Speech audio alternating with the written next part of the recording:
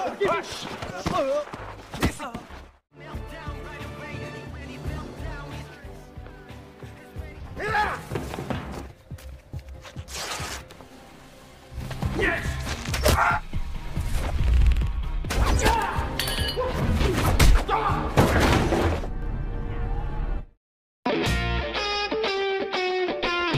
seluruh, film kali ini berjudul Fabricate City alias Kota Buatan. Rilis tahun 2017, diperankan oleh aktor Korea yang sangat ganteng banget, 11-12 sama saya pokoknya.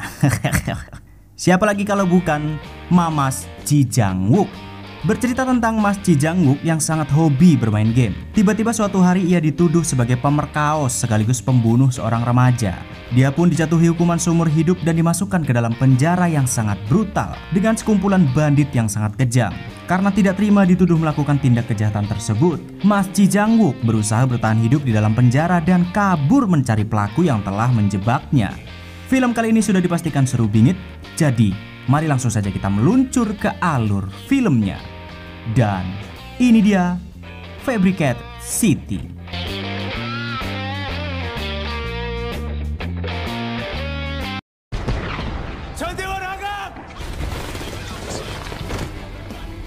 Diawali dengan sekelompok pasukan elit yang sedang berada di tengah-tengah pertempuran untuk menjinakkan sebuah bom. Pasukan elit ini dipimpin oleh seorang komandan yang bernama Kwon Yo. Dia adalah seorang komandan yang sangat hebat dan tidak pernah gagal dalam setiap misinya. Dari awal pertempuran dimulai, seluruh timnya yang beranggotakan 7 orang termasuk dirinya berhasil menembus pertahanan para teroris dan hampir bisa menjinakkan bom tersebut. Namun pada detik-detik akhir, tiba-tiba Kwon Yo dibuat bimbang karena satu anggotanya yang sudah terkepung dan terancam tewas. Ia pun meminta timnya untuk segera masuk dan menjinakkan bom tersebut, sementara dirinya akan berusaha menyelamatkan rekannya. Namun sayang, saat bom sudah berhasil dijinakkan, ternyata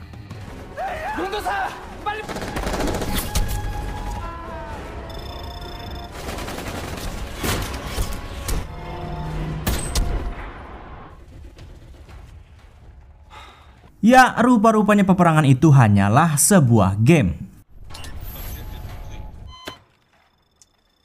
Yang walaupun sudah bangkotan setiap hari, Kwon Yo tidak ada rutinitas lainnya selain ke warnet untuk bermain game. Bahkan ibunya sampai bosan memarahinya.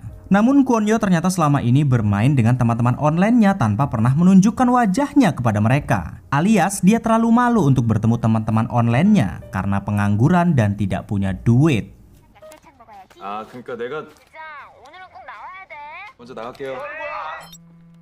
Hingga pada suatu malam saat Kwon Yo sedang berada di warnet seperti biasa, tidak sengaja ia menemukan sebuah ponsel yang tertinggal tepat di depannya. Pemilik ponsel tersebut pun menelpon dan meminta Kwon Yo untuk mengantarkannya ke hotel dengan imbalan uang 800.000 won. Tentu karena lagi bokek, Kwon pun segera pergi ke alamat si wanita itu. Namun alangkah terkejutnya Kwon Yo saat hendak mengembalikan ponsel tersebut. Ia malah disuguhi pemandangan yang wadidaw dari si wanita pemilik ponsel yang sedang mandi. Tapi karena Kwon Yo bukanlah pria cabul ya, dia langsung pergi setelah mengembalikan ponsel tersebut.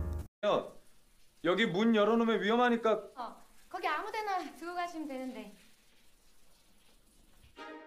Dan pada keesokan harinya saat Kwon Yo baru saja terbangun, tiba-tiba ia digerebek oleh para kepolisian dengan tuduhan pemerkosaan dan pembunuhan. Entah apa yang sebenarnya terjadi. Namun Kwon Yo tidak bisa mengelak karena sebuah bukti-bukti ternyata mengarah kepadanya. Bahkan sidik jarinya ada di TKP dan pisau berlumuran darah pun ada di kamarnya.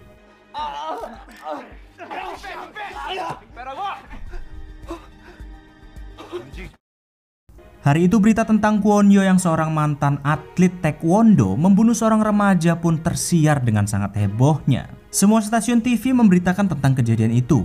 Masih bingung tentang apa yang terjadi karena Kwon Yo tidak merasa pernah memperkaos dan membunuh seseorang. Nyatanya memang bukti dari sidik jari, DNA dan semua itu mengarah kepadanya. Bahkan di TKP, para kepolisian menemukan bukti air kental-kental alias sperma Kwon Yo yang setelah memperkaos si gadis remaja. 용의자와 일치하는지 여부를 국과수. 네 정액이 나왔다는 소견서다. Karena bukti-bukti yang akurat tersebut, Kwon Yo pun tidak bisa melakukan pembelaan. Bahkan saat ibunya meminta seorang pengacara kondang untuk membelanya, ternyata sang pengacara yang bernama Min Chun tidak bisa berbuat apa-apa dan meminta ibunya untuk ikhlas hingga pada akhirnya Kwon Yo pun dijatuhi hukuman penjara seumur hidup atas kejahatan yang tidak pernah ia perbuat.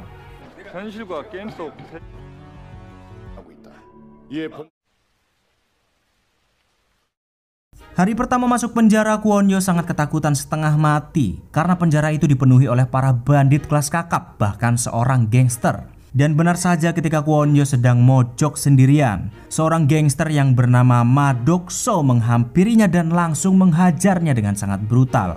Ternyata ia mencoba mengintimidasi Kwon Yo karena masuk ke dalam penjara dengan kasus pemerkosaan. Namun karena tidak terima dianggap sebagai pemerkaos, Kwon Yo yang tidak peduli dengan Dokso yang seorang gangster atau bukan, dia pun langsung menyerangnya sampai geblak.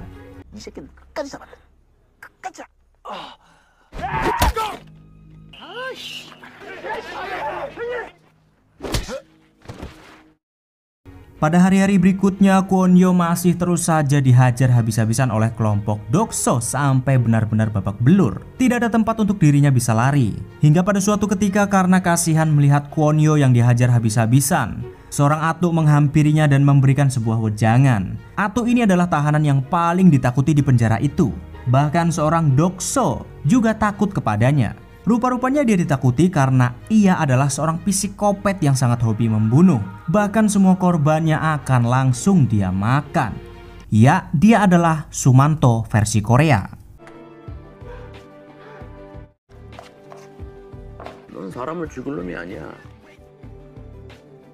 Sang atuk pun memberitahukan kalau sebenarnya Dokso menghajarnya setiap hari bukan karena dirinya adalah seorang pemerkaos, namun karena Kwon Yo yang waktu lalu berani menantangnya sampai membuatnya jengkang dan tentu melukai harga dirinya. Karena tidak ingin mati konyol oleh kelompok Dokso, akhirnya Kwon Yo pun mulai memutuskan untuk melawan.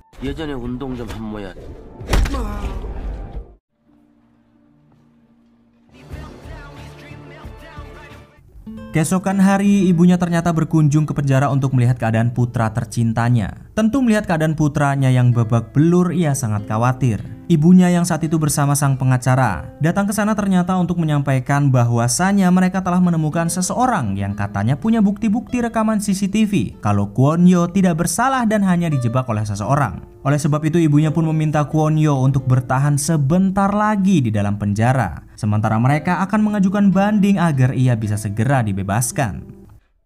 엄마가 이 약물고 버텨.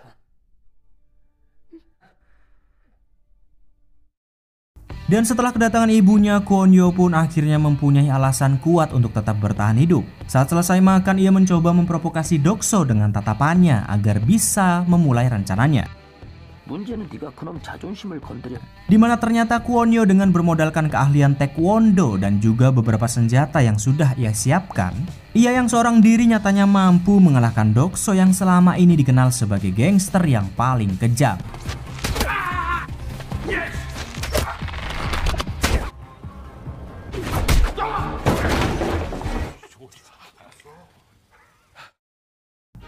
Begitu pertarungan usai, sang pengacara ternyata datang kembali untuk membawa kabar duka. Saat itu Kwon Yo sangat senang sekali ingin memberitahukan ibunya kalau dia berhasil bertahan hidup di penjara tersebut. Namun siapa sangka, ternyata kedatangan sang pengacara hari itu untuk memberitahukan kalau ibunya ternyata sudah tiada. 엄마가 갑자기 왜요?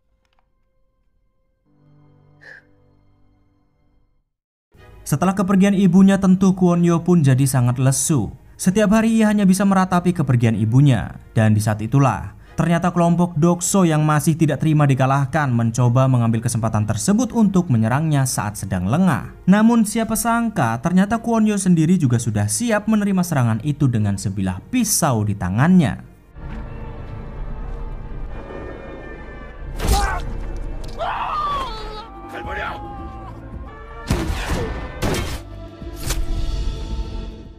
Karena luka yang diterima oleh Dokso dan juga Kwon Yo sangat fatal, pihak kepolisian memutuskan untuk membawa mereka ke rumah sakit dan keluar dari penjara. Namun siapa sangka ternyata semua ini sudah direncanakan olehnya. Rupa-rupanya Kwon Yo sewaktu di dalam penjara telah diajari oleh si Atuk Sumanto cara menikam diri sendiri namun tidak mengenai organ vital. Yang dimana setelah dia berhasil melakukan rencana tersebut, Kwon-yo pun mati-matian berusaha kabur saat menuju ke rumah sakit.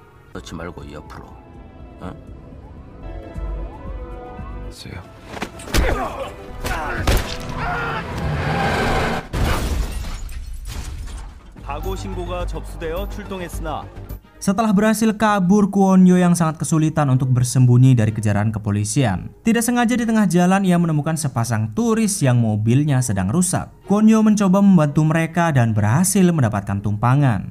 Sampai di tengah jalan ternyata para polisi melakukan patroli untuk memburunya. Namun sang turis yang mengetahui kalau Kwon adalah buronan nyatanya tetap melindunginya dan berhasil lolos dari pemeriksaan. Dan pada akhirnya demi rasa terima kasih mereka karena tidak telat sampai di bandara, sepasang turis ini pun memberikan mobil bobroknya kepada Kwon-yo.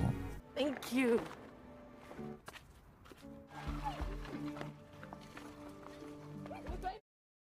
Karena sudah putus asa, Kwon datang ke tempat si pengacara Min Chun untuk meminta pertolongannya dan menjelaskan apa yang sebenarnya terjadi kepada ibunya. Min Chun pun mengatakan bahwa ia tidak tahu apa-apa soal kematian ibunya. Dia hanya bisa memberikan kalung milik ibunya untuk kenang-kenangan. Hingga tidak lama kemudian, ternyata si pengacara Min Chun diam-diam sudah memanggil polisi untuk menangkapnya.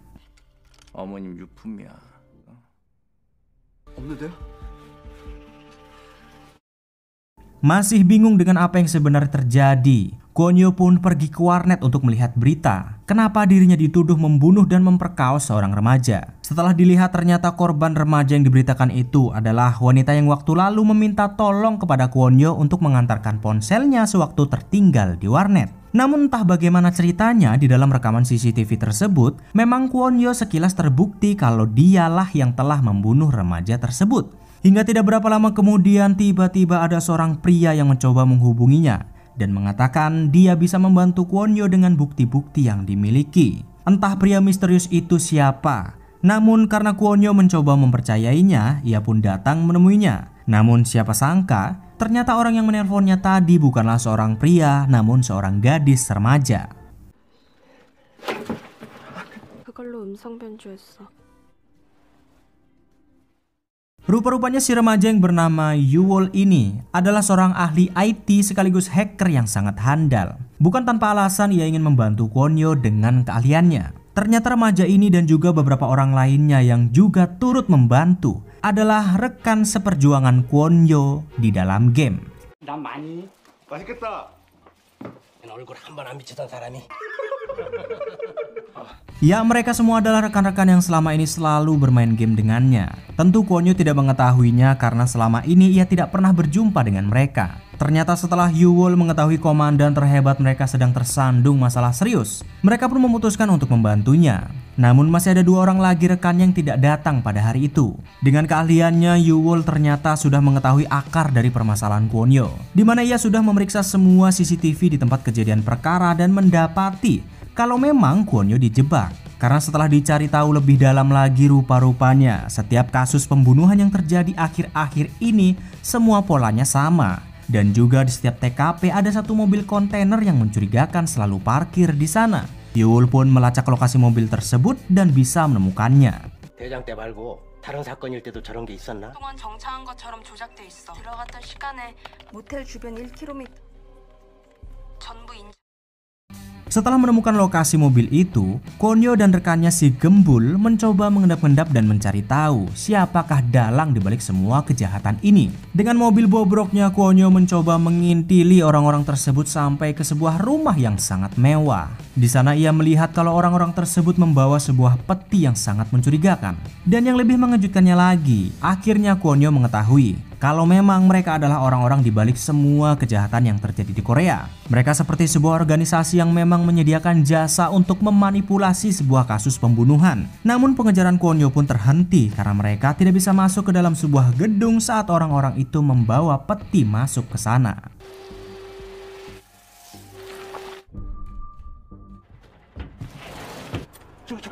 저 건물. 냉장고.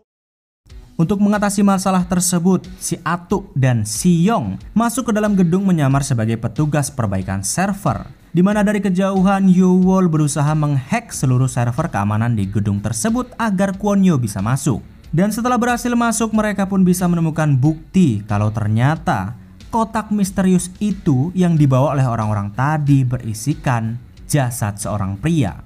아는 사람이야? 만약에 남자친구 드라마 주인공이었잖아. 왜 저기 안에서 죽어 있냐? Namun tidak berapa lama kemudian tiba-tiba ada beberapa orang yang masuk ke dalam ruangan itu untuk men-setting sebuah pembunuhan. Rupa-rupanya beginilah cara mereka menjebak Kwon Yo waktu lalu. Mereka benar-benar membuat seolah-olah pembunuhan itu benar dilakukan oleh orang lain. Dari meletakkan bukti tambahan seperti foto orang yang akan dijadikan kambing hitam, alur cerita yang sudah dibuat sedemikian rupa, sampai-sampai mereka bisa memalsukan sidik jari target agar benar-benar tampak nyata untuk mengelabuhi pihak kepolisian. Dan yang lebih mengejutkannya lagi, ternyata orang atau dalang dibalik semua perbuatan tersebut adalah si pengacara Min Chun.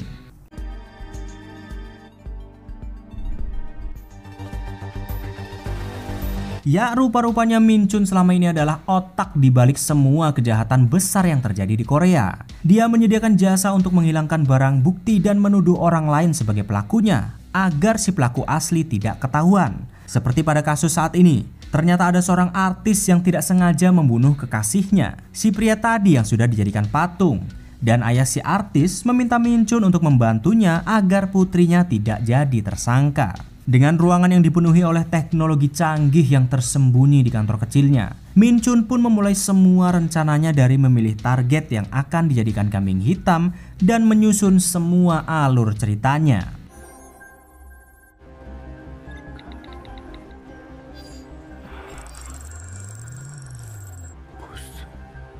하나 꺼내와야 되겠는데요. Karena belum mengetahui kalau Min Chun adalah dalang di balik semua ini, Kwon Yo mencoba mencari wanita yang akan dijadikan target atas kejahatannya melalui sidik jari yang ditemukan di TKP. Setelah mendapatkan identitas si wanita tersebut, mereka pun mulai bergerak untuk menyelamatkannya. Dengan berhasil menyadap ponsel si wanita target, setiap hari Kwon Yo selalu terjaga untuk mencari pelakunya. Hingga pada suatu ketika akhirnya, wanita yang pernah menelpon dan menjebaknya untuk mengembalikan ponsel waktu lalu benar-benar menghubunginya. Rupa-rupanya kejahatan yang dilakukan oleh Min Chun sudah sangat terorganisir dengan baik. Tidak ingin membuang-buang waktu, Yowol pun segera melacak lokasi si operator dan akhirnya bisa menemukannya. 3분만 끌어봐. 라는 오피스텔 아세요? 여보세요? 드렸어요? 진짜? 네네 저 이거 다 아니에요. Namun karena gagal menangkap si wanita operator, Kwon Yo malah harus terkena masalah dan dikejar-kejar oleh pihak kepolisian. Dengan mobil bobroknya, Kwon Yo berusaha kabur sejauh mungkin. Namun apa mau dikata, mobil bobrok itu sudah sampai batasnya dan Kwon Yo pun harus terkepung. Tapi seketika entah dari mana tiba-tiba ada sebuah mobil kontainer melaju dengan kecepatan tinggi dan menabrak kerumunan polisi. Yang ternyata semua itu adalah ulah Ma Dokso yang masih memburu Kwon Yo. Rupa-rupanya Ma Dokso bisa lebih cepat bebas dari penjara karena mendapatkan bantuan dari Min Chun. Min Chun sendiri membebaskannya agar mereka bisa segera membereskan Kwon Yo yang mengganggu pekerjaannya. Dengan senjata yang pernah digunakan oleh Kwon Yo untuk melukai mereka sewaktu di penjara, Dokso pun menyiksanya dengan perlahan. Namun tidak berapa lama kemudian saat Kwon Yo hampir saja tewas, tiba-tiba para kepolisian mengepung tempat itu. Rupa-rupanya Yowol berusaha menyelamatkan Kwon Yo mengelabui para kepolisian dengan telepon palsu dan berpura-pura sebagai wanita yang sedang disandra.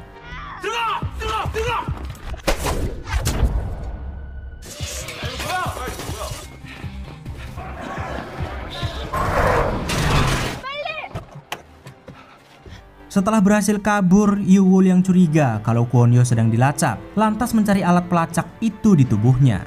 Yang ternyata kalung milik ibunya waktu lalu sudah ditanam alat pelacak oleh Min Chun. Walaupun kalung tersebut adalah satu-satunya barang peninggalan milik ibunya, Kwon Yo pun dengan terpaksa harus membuangnya.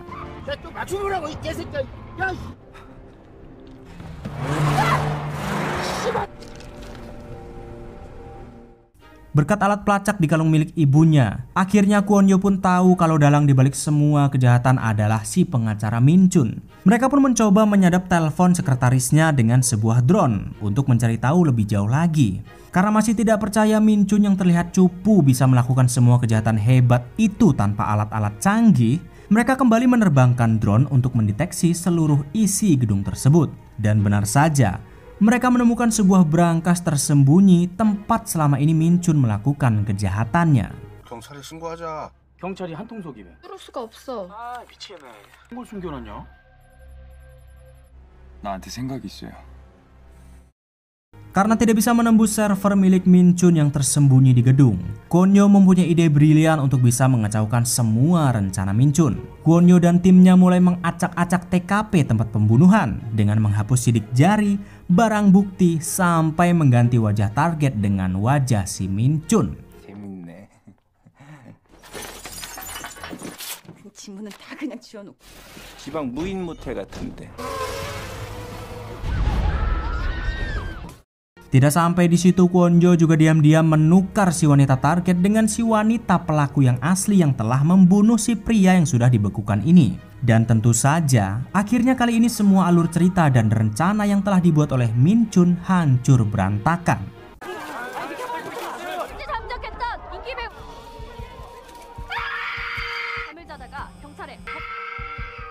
Tidak berselang lama setelah menghancurkan semua rencananya, Kwon Yo pun menghubungi Min Chun untuk mendeklarasikan perang. Namun Min Chun yang sangat psikopat ternyata bukannya takut, malah semakin bersemangat untuk terus melanjutkan kejahatannya. Hingga tidak berapa lama kemudian, tanpa disadari saat sudah menutup teleponnya, ternyata Kwon Yo sendiri sudah berhasil menyusup untuk memburunya.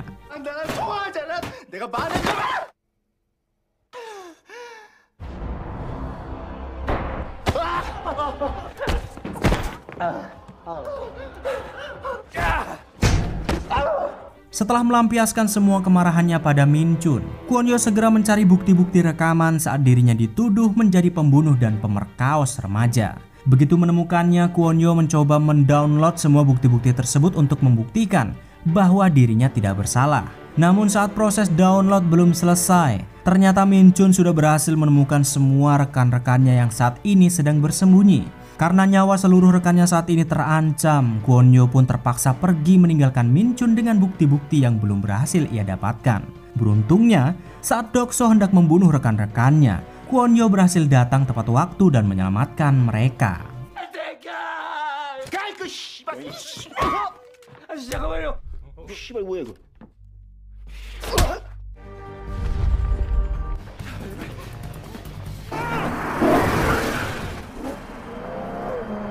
Namun baru saja selamat dari kelompok Dokso, ternyata pihak kepolisian menemukan mereka dan berhasil memojokkan Kwon Yo. Karena tidak ingin Yoo-wol terlibat, ia pun menurunkannya di tengah jalan dan mengalihkan kejaran para polisi. Hingga pada akhirnya Kwon Yo pun tak bisa kemana-mana lagi dan harus tertangkap tanpa bisa membuktikan dirinya tidak bersalah.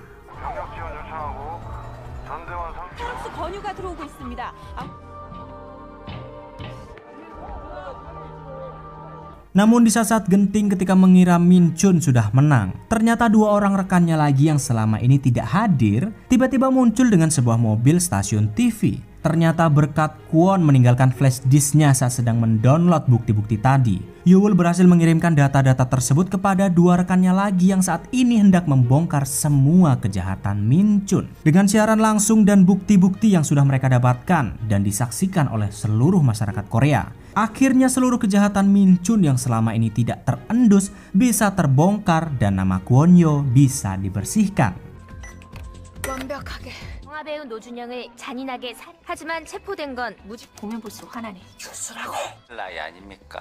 죽일 수도 있. 건드려?